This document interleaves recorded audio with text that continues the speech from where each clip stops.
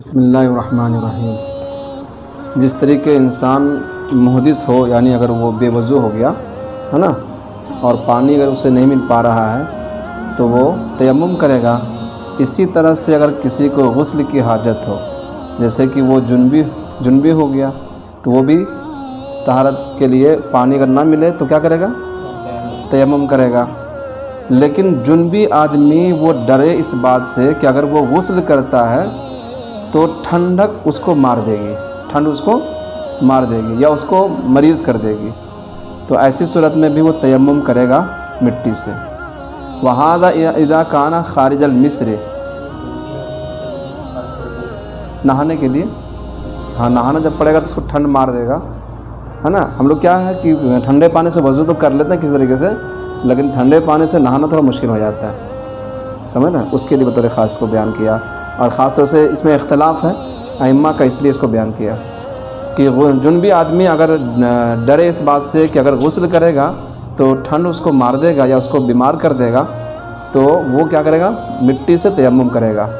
اور یہ اس وقت ہے جب کہ وہ اپنے گھر سے باہر ہو، خارج مصر ہو، ٹھیک ہے۔ لما بینا، جیسا کہ اس کی وجہ سے جو ہم نے بیان کیا۔ ولو کان فی المصر، اور اگر وہ آبادی میں ہے، شہر میں ہے، فکذالک عند ابی حنیفہ، تو ایسے ہی حکم ہے امام ابو حنیفہ کے نزدیک کہ اگر اپنے گھر میں بھی ہے اور لگتا ہے کہ ٹھنڈ اس کو مار دے گا تو وہ کیا کرے گا؟ تیمم کرے گا۔ لیکن اس میں صاحبین کا اختلاف ہے، امام ابو یوسف، امام محمد کا۔ وہ کہتے ہیں کہ اس حالت کا تحقق شہر میں اور گھر میں جو ہے نادر ہے، بہت کم ایسا ہوتا ہے، کیونکہ اگر گھر میں اگر ٹھنڈ کا اگر خوف ہو تو آپ کیا کریں گے؟ گھر میں جلاون کا انتظام ہوتا ہے، آپ پانی کو گرم کر سکتے ہیں، پھر اس کے بعد نہا سکتے ہیں، تو وہ پانی کو گرم کر کے آپ نہائیے، تیمم کی طرف مت عدول کیجیے، سمجھ رہے ہیں؟ تو اس لیے کہا کہ اس حالت کا تحقق شہر میں اور گھر میں نادر ہے، لہذا اس کا اعتبار نہیں کیا جائے گا۔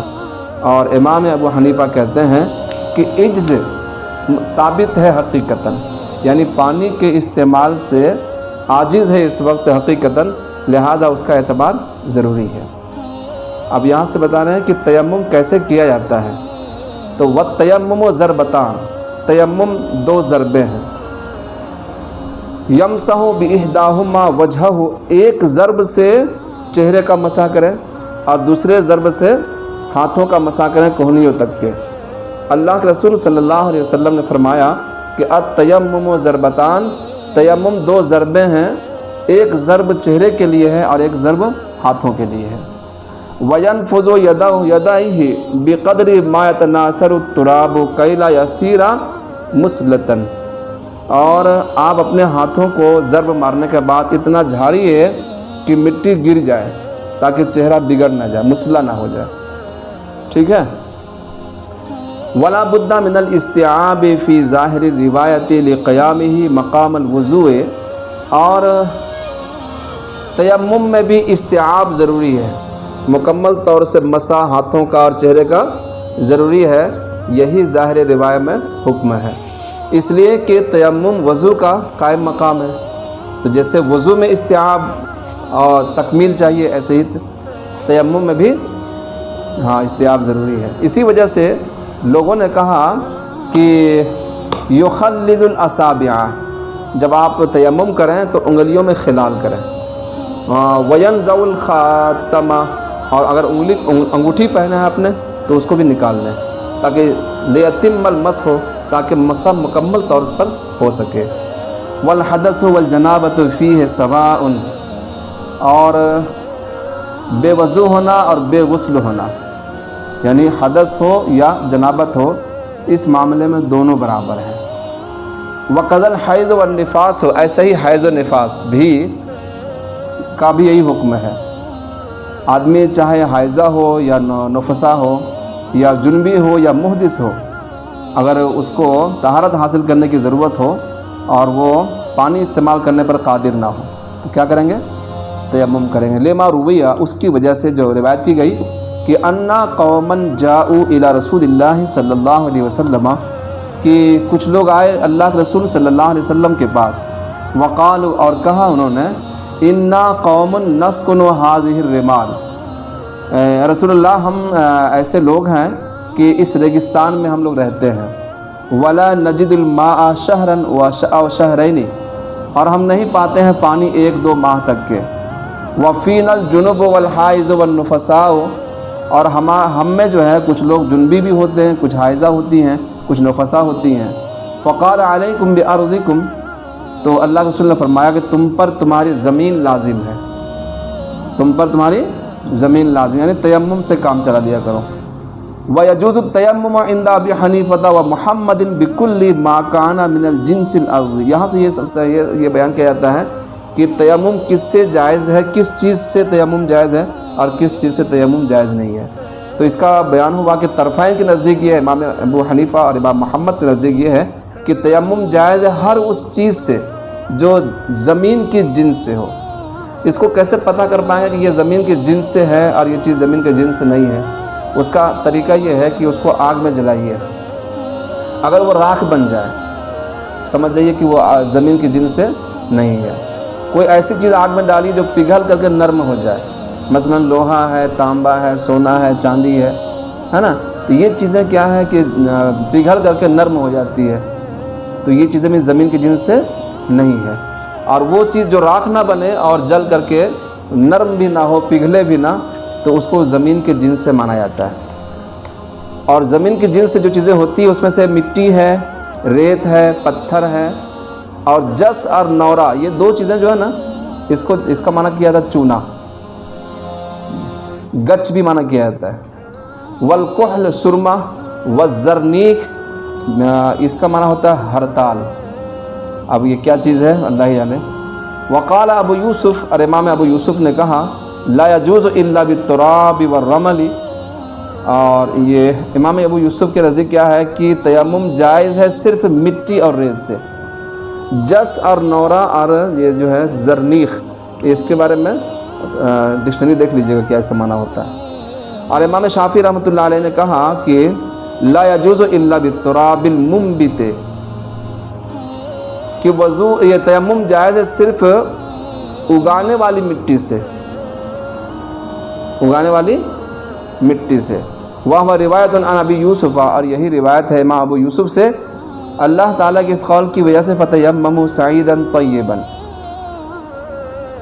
صعیدا طیبا کا معنی ہوتا ہے ترابا منبتا، اگانے والی مٹی، جہاں پہ جو زرخیز ہو، ہے نا، زرخیز مٹی سے۔ اور ابن عباس نے اسی بات کا قول کیا ہے، صعیدا طیبا کا معنی ترابا منبتا۔ علاوہ ازیں یہ کہ امام ابو یوسف نے اس پر ریت کو زیادہ کر دیا اس حدیث کی وجہ سے جس کو ہم نے روایت کیا، کون سا؟ علیکم بارضکم۔ تو امام یوسف کے نزدیک کیا ہوگا؟ مٹی اور ریت، اور امام شافعی کے نزدیک زرخیز مٹی، ہے نا، اور طرفین کے نزدیک امام محمد اور امام ابو یوسف کے نزدیک ہر وہ چیز جو جن سے زمین سے ہو اس سے جو ہے وہ تیمم کیا جا سکتا ہے، جائز ہے۔ اور طرفین کی دلیل یہ ہے کہ الصعید اسم لوجہ الارض، صعید کہتے ہیں روئے زمین کو، اور صعید اس لیے کہا جاتا ہے کیونکہ وہ تھوڑا سا اونچا ہوتا ہے۔ زمین اونچی نہیں ہے، کس سے اونچی ہے؟ سطح سمندر سے، ہے نا، تو اس لیے اس کو صعود معنی چڑھنا ہوتا ہے، اونچی جگہ ہونا، ٹیلا، تو صعید کا معنی پورا روئے زمین ہے۔ اور طیب کا نام منبت بھی ہو سکتا ہے، لیکن اس کا ایک معنی طاہر کا بھی ہے، تو صعیدا طیبا کا معنی کیا ہو جائے گا پھر؟ پاک مٹی۔ اور فحمل علیہ، یہ طیب جو ہے بھلے ہی منبت کا بھی احتمال لگتا ہے پر طاہر کا بھی احتمال لگتا ہے، تو لہٰذا یہاں موقع کی مناسبت سے اس کو طاہر پر ہی محمول کیا جائے گا، طیب کو، لأنہ الیق بموضع الطہارۃ، طیب کو طاہر کے معنی میں محمول کرنا یہ طہارت کی جگہ پہ زیادہ مناسب ہے۔ او ہوا مراد بالاجماع، یا یہ ہے کہ طیب سے مراد طاہر ہے، اس پر ائمہ کا اجماع ہے۔ ثم لا یشترط ان یکون علیہ غبار، پھر یہ ہے کہ شرط نہیں ہے کہ جس سے آپ وضو کر رہے ہیں اس پر غبار ہو، اس پر غبار کا ہونا شرط نہیں ہے۔ امام ابو حنیفہ کے نزدیک لِإِطْلَاقِ مَا تَلَوْنَا، اس کے مطلق ہونے کی وجہ سے جو ہم نے تلاوت کی، فَتَيَمَّمُوا صَعِيدًا طَيِّبًا وَكَذَا يَجُوزُ بِالْغُبَارِ، اور ایسے ہی جائز ہے غبار سے ہی، غبار سے بھی وضو جائز ہے، مال قدرت علی الصعید، مٹی پر قدرت کے ہوتے ہوئے صرف غبار سے تیمم جائز ہے۔ عند ابی حنیفہ و محمد طرفین کے نزدیک لأنہ تراب رقیق، وہ غبار کیا ہے؟ رقیق مٹی ہے، پتلی سی مٹی ہے، سمجھ رہے ہیں؟ یہاں بات ختم ہو گئی۔ یہ اصل میں یہاں جو کہا گیا کہ سعید کے ہوتے ہوئے، سعید پر قدرت ہوتے ہوئے غبار سے تیمم جائز ہے، اس میں ائمہ کا اختلاف ہے۔ اس کا رد کرتے ہوئے انہوں نے کہا گا، بعض ائمہ اس بات کے قائل ہیں کہ اگر سعید پر اگر قدرت ہو تو غبار سے تیمم جائز نہیں ہے۔ اچھا، ہوا کی وجہ سے انسان غبار آلود ہو اور نیت کر لے، نیت کر کے اگر ہاتھ کو پھیر لے تو تیمم ہو جائے گا کہ نہیں ہو جائے گا؟ ہو جائے گا، کیونکہ غبار حالانکہ وہاں سعید پر قدرت ہے، پاک مٹی نیچے موجود ہے، لیکن اس کو چھوڑ کر کے اس پر قدرت ہوتے ہوئے صرف جو غبار سے جو اٹا ہوا تھا چہرہ اور جسم اس کا، اس میں نیت آیت تیمم کی نیت سے، طہارت کی نیت سے اگر ہاتھ کو پھیر لے تو بھی تیمم ہو جائے گا، طہارت حاصل ہو جائے گی۔ البتہ یہ ہے کہ نیت فرض ہے تیمم میں، اور امام ظفر نے کہا کہ فرض نہیں ہے، لأنہ خلف عن الوضوء، امام ظفر کہتے ہیں کہ چونکہ تیمم وضو کا خلیفہ ہے اور وضو میں نیت فرض نہیں ہے، لہذا تیمم میں بھی نیت فرض نہیں ہوگا۔ فلا یخالفہ فی وصفہ، چونکہ تیمم وضو کا خلیفہ ہے تو وہ وصف میں وضو کے مخالف نہیں ہوگا، وصف میں وضو کے مخالف نہیں ہوگا۔ اور ہماری دلیل یہ ہے کہ چونکہ تیمم کا معنی ہی ہوتا ہے قصد و ارادہ، نیت کے، یہ خبر دیتا ہے لغت کے اعتبار سے یہ خبر دیتا ہے قصد و ارادہ کا، فلا یتحقق دونہ، تو بغیر نیت کے تیمم صحیح نہیں ہوگا، متحقق ہی نہیں ہوگا۔ او جعل طہورا فی حالت مخصوصۃ والماء طہور بنفسہ علی ما مر، کیا مطلب ہے اس کا؟ مطلب یہ ہے کہ پانی تو فی نفسہ ہی مطہر ہے، لیکن مٹی مطہر فی نفسہ ہی نہیں ہے، بلکہ ایک مخصوص حالت میں وہ مطہر ہے۔ تو یہاں نیت ضروری ہے، پانی سے طہارت حاصل کرنے کے وقت نیت ضروری نہیں ہے، وہاں نیت نہیں کریں گے تو بھی جو ہے کیا ہے، غلاظت دور ہو جائے گی، لیکن جب تک کہ مٹی چونکہ ایک مخصوص حالت میں اس کو مطہر مانا گیا ہے تو وہاں پر نیت کرنا ضروری ہو جاتا ہے۔ یا یہ ہے کہ وہ مطہر ہے مخصوص حالت میں اور پانی فی نفسہ ہی مطہر ہے، علی ما مر، جیسا کہ گزرا، ٹھیک ہے۔